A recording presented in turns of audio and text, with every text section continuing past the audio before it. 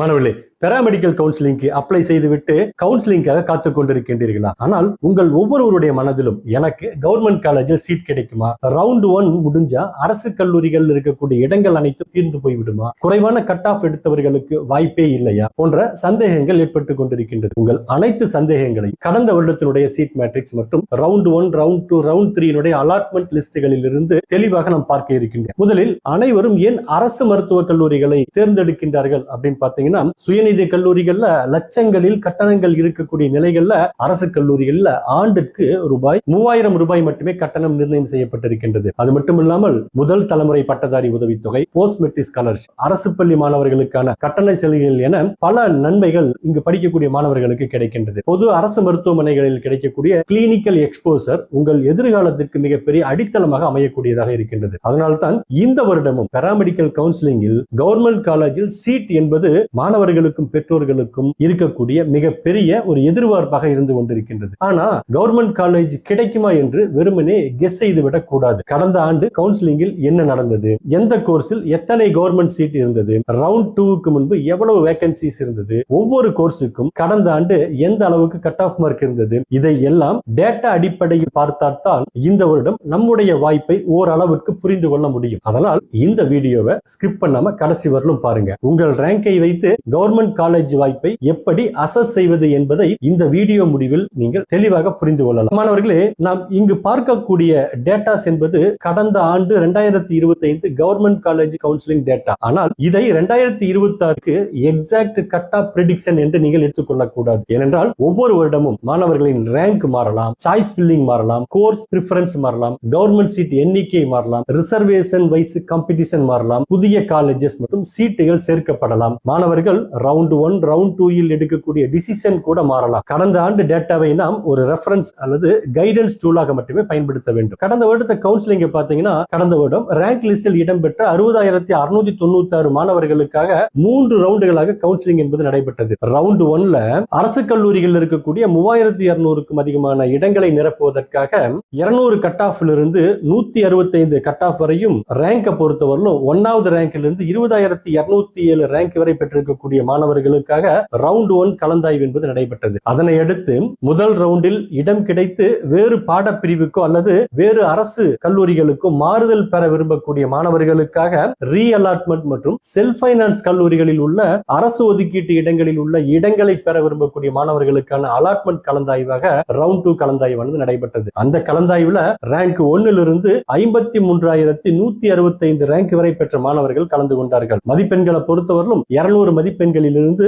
125 மதிப்பெண்கள் வரை பெற்ற மாணவர்கள் கலந்து கொண்டார்கள். மீதம் இருக்கக்கூடிய மாணவர்களுக்காக ரீ அலாட்மெண்ட் மற்றும் அலாட்மெண்ட் கலந்தாய்வாக ரவுண்ட் 3 கலந்தாய்வு நடைபெற்றது. 2025 ரவுண்ட் 1 கவர்மெண்ட் காலேஜ் சீட் மேட்ரிக்ஸ்ல 3201 இடங்கள் என்பது இருந்தது. ஆனால் ரவுண்ட் 2ல இருந்த இடங்களினுடைய எண்ணிக்கை 1055. இதுதான் மிக முக்கியமான பாயிண்டாக இருக்கின்றது. ஏன்னா ரவுண்ட் 1 முடிந்தவுடன் கவர்மெண்ட் காலேஜ் சீட்ஸ் எல்லாம் முடிந்து விடவில்லை. பல கோர்சஸ்களில் ரவுண்ட் 2ல் சீட் அவைலபிள் ஆக இருந்திருக்கின்றது. அதனால் ரவுண்ட் 1ல் கவர்மெண்ட் காலேஜ் கிடைக்கவில்லை, இனிமேல் கவர்மெண்ட் காலேஜ் கிடைக்காது என்று உடனே முடிவு செய்து விடக்கூடாது. ரவுண்ட் 2ல கோர்ஸ் வைஸாக எவ்வளவு காலி இடங்கள் இருக்கின்றது அப்படி பாத்தீங்கன்னா, பிஃபார்முக்காக இருந்த 120 இடங்கள்ல ரவுண்ட் 2ல 36 இடங்கள் மட்டும்தான் காலியாக காணப்பட்டது. அதே போல பிஎஸ்சி நர்சிங் மேலுக்கு 35 இடங்கள்ல 11 இடங்கள் ரவுண்ட் 2லையும், பிஎஸ்சி நர்சிங் ஃபீமேல் கேட்டகரியில 350 இடங்கள்ல 103 இடங்கள் ரவுண்ட் 2 கேட்டகரியிலும் மாணவர்களுக்காக இருந்தது.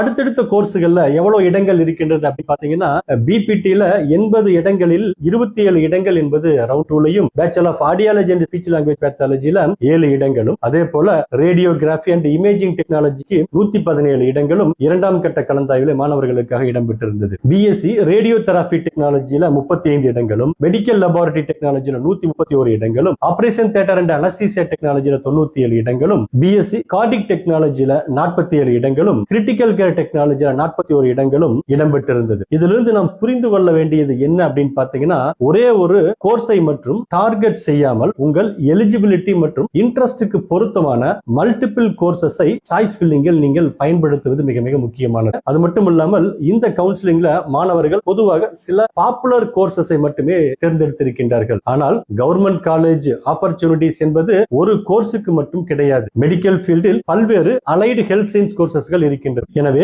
உங்கள் கெரியர் இன்ட்ரெஸ்டுக்கு பொருத்தமாக இருந்தால் அவற்றையும் நீங்கள் கன்சிடர் செய்ய வேண்டும். மற்ற கோர்சஸ்கள் ரவுண்ட் 2ல எவ்வளவு இடம் பெற்றிருந்தது அப்படின்னு பாத்தீங்கன்னா, பிஎஸ்சி டயாலிசிஸ் டெக்னாலஜிக்கு 88 இடங்கள், physician assistant 75, accident and emergency care technology 81, respiratory therapy 58, clinical nutrition 7, neuro electrophysiology 13 என்று ஒட்டுமொத்தமாக ரவுண்ட் 2ல 1055 இடங்கள் என்பது இடம்பெற்றிருந்தது. இப்ப வேகன்சி இருக்கின்றது என்பதால் எல்லோருக்கும் சீட் கிடைத்து விடுமா அப்படின்னு பாத்தீங்கன்னா நிச்சயமாக கிடையாது. இங்கு மாணவர்கள் கவனமாக புரிந்து கொள்ள வேண்டிய ஒரு விஷயம் என்னன்னா, வேகன்சி இருந்தால் மட்டும் கவர்மெண்ட் காலேஜ் கிடைத்து விடாது. அதாவது rank, community, course, choice filling மற்றும் அவைலபிள் சீட் மற்றும் அந்த ரவுண்டில் இருக்கும் காம்படிஷன் இவற்றை அனைத்தையும் பொறுத்து தான் அரசு கல்லூரிகள்ல இடம் என்பது கிடைக்கும். அதனால் 1055 வேகன்சி இருக்கின்றது. எனவே எனக்கும் கவர்மெண்ட் சீட் கிடைக்கும் என்று சொல்ல முடியாது. அதே நேரத்தில் ரவுண்ட் 1ல் கிடைக்கவில்லை, எனக்கு கவர்மெண்ட் சீட் கிடைக்காது என்றும் சொல்ல முடியாது. கடந்த வருடம் இந்த அரசு மருத்துவ கல்லூரிகள் இருக்கக்கூடிய இந்த கோர்சஸ்களுக்கு எவ்வளவு கட் ஆஃப் மார்க் வரை இடம் கிடைத்திருக்கின்றது அப்படி பாத்தீங்கன்னா,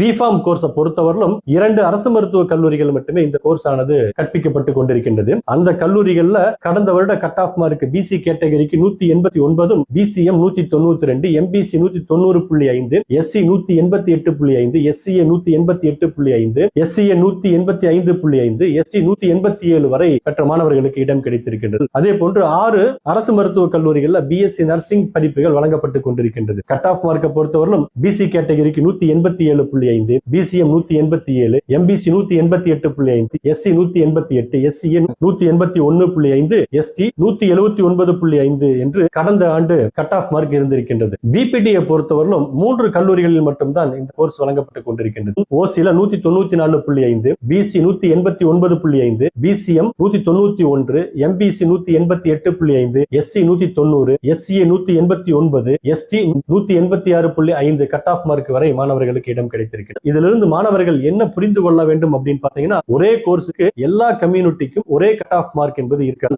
அதனால் உங்கள் ஓவரால் ரேங்கை மட்டும் பார்த்து கவர்மெண்ட் காலேஜ் வாய்ப்பை முடிவு செய்வது என்பது ஒரு சரியான அப்ரோச் கிடையாது. உங்கள் கம்யூனிட்டி ரேங்க் மற்றும் அவைலபிள் சீட் இவற்றை பார்த்து தான் நீங்கள் கல்லூரியை முடிவு செய்ய வேண்டும். அதே போன்று சில கோர்சஸ்களில் கட் ஆஃப் மதிப்பெண்கள் குறைவாகவும் இருந்திருக்கின்றது. என்னென்ன கோர்சஸ்கள் அப்படின்னு பாத்தீங்கன்னா, BSc radiography and imaging technology இந்த கோர்ஸ் ஆனது 23 அரசு மருத்துவ கல்லூரிகளிலே இருக்கின்றது. கட் ஆஃப் மார்க்கை பொறுத்தவரையிலும் BC 176.5, MBC 180.5, SC 179, SCA 174.5, ST 173 வரை பெற்ற மாணவர்களுக்கு இடம் கிடைத்திருக்கின்றது. அதே போல 18 கல்லூரிகள்ல மெடிக்கல் லெபார்டரி டெக்னாலஜி கோர்ஸ் ஆனது வழங்கப்பட்டு கொண்டிருக்கின்றது. பிசில 177.5 வரையும், BCM 177.5, MBC 180, SC 179, SCA 174, ST 172 cut off mark வரை பெற்ற மாணவர்களுக்கு கிடைத்திருக்கின்றது. அதே போல 15 கல்லூரிகளில் இருக்கக்கூடிய இந்த டயாலிசிஸ் டெக்னாலஜியை பொறுத்தவரையிலும் பிசி கேட்டகரியில 176 மதிப்பெண்கள் வரையும், பிசிஎம் 176, எம்பிசி 179, எஸ்சி 178,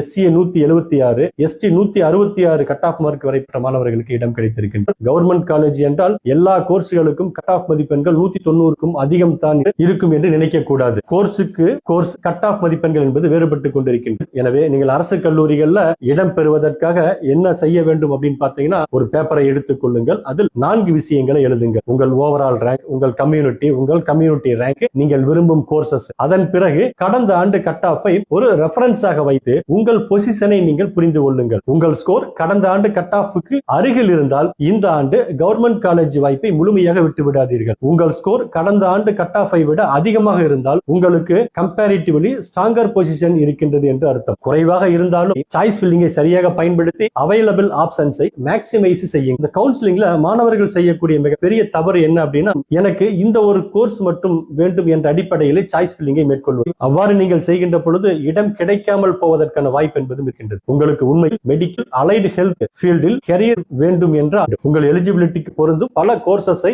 ரிசர்ச் செய்து பிரியாரிட்டி ஆர்டரில் சாய்ஸ் ஃபில்லிங் செய்ய வேண்டும். ஆனால் ஒரே ஒரு முக்கியமான விஷயம், உங்களுக்கு உண்மையாக படிக்க விருப்பமில்லாத கோர்ஸை கவர்மெண்ட் காலேஜ் என்ற காரணத்திற்காக தேர்வு செய்ய வேண்டும். அதைவிட முக்கியம் கோர்ஸ், காலேஜ் இன்ட்ரெஸ்ட் மற்றும் ஃபியூச்சர் ஆப்பர்ச்சுனிட்டிஸ். சென்ற வருடத்தினுடைய டேட்டாவின் அடிப்படையில் கிடைக்கக்கூடிய முக்கியமான லெசன்ஸ் என்ன அப்படின்னு பார்த்தீங்கன்னா, ரவுண்ட் 1 முடிந்தவுடன் கவர்மெண்ட் காலேஜ் வாய்ப்பு முடிந்து விடாது. கோர்ஸ் வைஸ் வேகன்சி மிகவும் வேறுபட்டு கொண்டிருக்கின்றது. அதே போன்று கம்யூனிட்டி வைஸ் கட் ஆஃப் என்பது மிக மிக கடந்த ஆண்டு கட் ஆஃப் என்பது பிரிடிக்ஷன் அல்ல, ஒரு ரெஃபரன்ஸ். சாய்ஸ் ஃபில்லிங் தான் கவுன்சிலிங்கில் மிக மிக முக்கியமான ஸ்ட்ராட்டஜிக் ஸ்டெப். எனவே மாணவர்களே, இந்த வீடியோவை பார்த்த பிறகு உங்களுக்குள் இருந்த எனக்கு கவர்மெண்ட் காலேஜ் சீட் கிடைக்குமா என்ற கேள்விக்கு குறைந்தபட்சம் ஒரு பேசிக் அண்டர்ஸ்டாண்டிங் கவுன்சிலிங் கிடைத்திருக்கும் என்று நம்புகின்றனர். கடந்த ஆண்டு கவர்மெண்ட் காலேஜ் கவுன்சிலிங் 3201 டோட்டல் இடங்கள்ல ரவுண்ட் 2க்கு 1055 இடங்கள் என்பது இருந்திருக்கின்றது. ஆனால் இந்த நம்பரை பார்த்து இந்த வருடத்திற்கான ரிசல்ட்டை நாம் உறுதியாக பிரெடிக்ட் செய்ய இயலாது. ஏனென்றால் ஒவ்வொரு வருடமும் கவுன்சிலிங் என்பது ஒரு புதிய காம்படிஷன். எனவே உங்கள் ரேங்கை பாருங்கள், கம்யூனிட்டி ரேங்கை பாருங்கள், உங்களுக்கு விருப்பமான கோர்ஸை